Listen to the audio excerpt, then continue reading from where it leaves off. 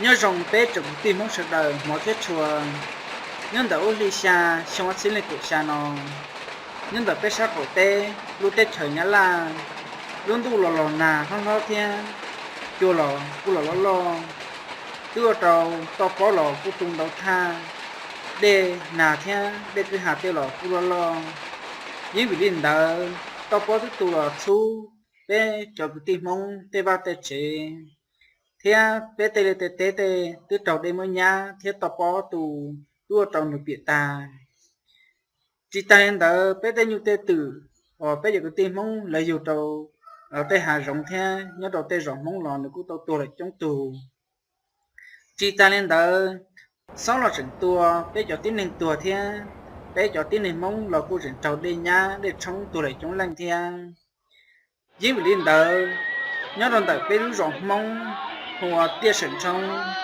lúc sáng tia sẩn trong nguyên hòa sô phì sáng hôi ya tết trời nhá la nhớ trong lần hôm nay gấu ly xa sau biết tua bé được cái tin mong của kỳ sảnh hao nhiều trong Asia cô trong được tua khen được thay trần ở những vị điên đời cái này cho gì là cô nhớ xe là cô tu xe theo công xe hành cái gì vì do đúng đủ nó trong lúc chị đã biết tin hình đó là bé cô chỉ một ca dọn chế tao kể từ điều lò thì thái thì lò bát tàu vì điên đó thọ bé trồng không sang đời nên họ muốn nó để sẽ đến rồi có một pha để chuyện cho gì thế cho cái tim mong là họ tàu tàu sau tuổi thì họ tàu đây nha thế họ tàu nó tập có tu lò chuột ba tuổi chế thế họ tàu đây mỗi lần tê lia tê tê tê uổng biệt nha nên sẽ được họ muốn xe không chịu tôi ba bé chở không bé thọ trầu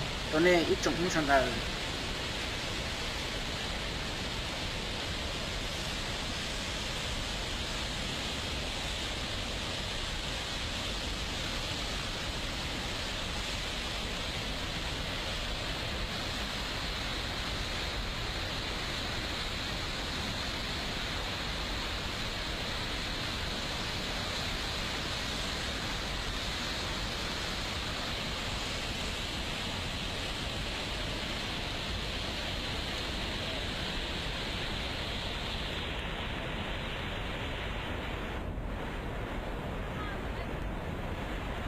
kìa những cái bọt nước kia bắn lên thì dã man không?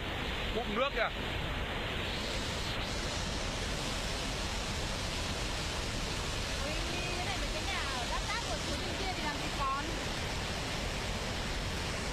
Mới cả camera của anh. Nước nó bắn vào.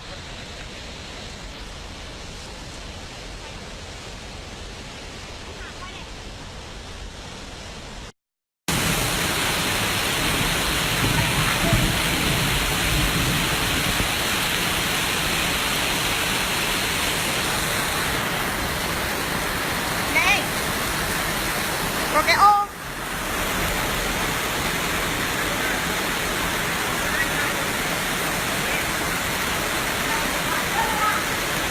điện thoại chống nước được mà.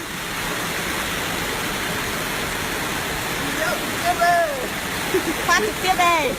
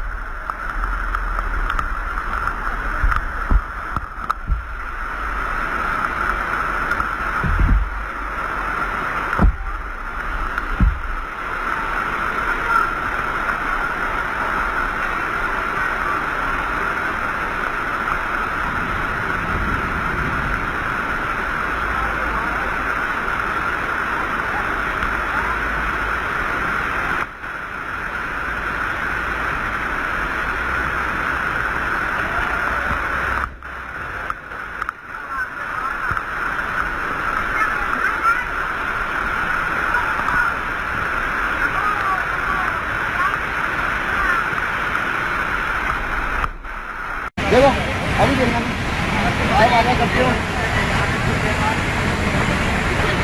Video बनने रहा हूँ side road पकड़ा रहा हूँ पत्नी side road जाओ इसलिए तो मीडिया लेकिन बिलाल मुझे जा सकती है वो सारे पहला वाली तक पकड़ रहा है इतने ढंग से है लग गया वहाँ काफी लग गई देखो सामने आ रहा है इकट्ठा हो गया वो सामने कुछ रोड नहीं कर रहे हैं रोड भी डब्बे सामने रोड का भी लो लेफ्ट साइड का रोड का रोड बच जा रही है पूरा फुल आगे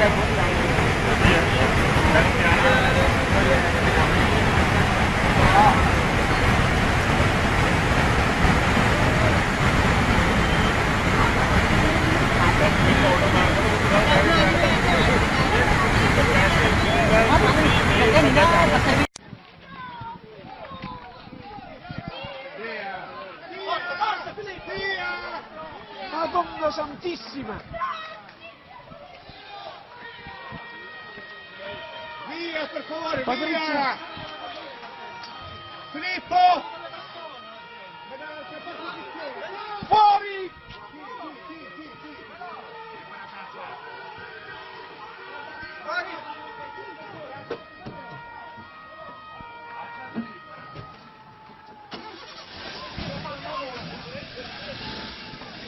Di drammatico. Madonna! È pazzesco! Incredibile!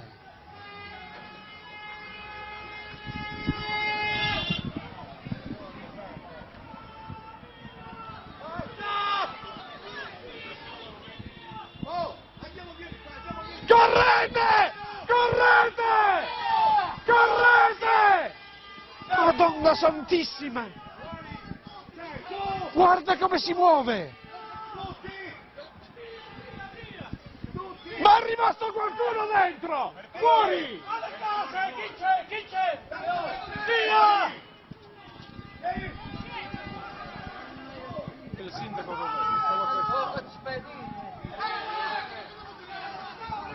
Fuori di qui! Ma siete dei pazzi ancora a rimanere!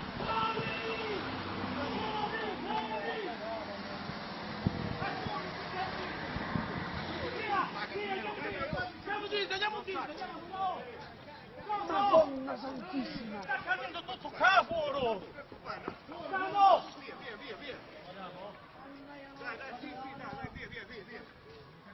Madonna che sta avvenendo adesso, ragazzi! Patrizia, vieni qua! Fuori!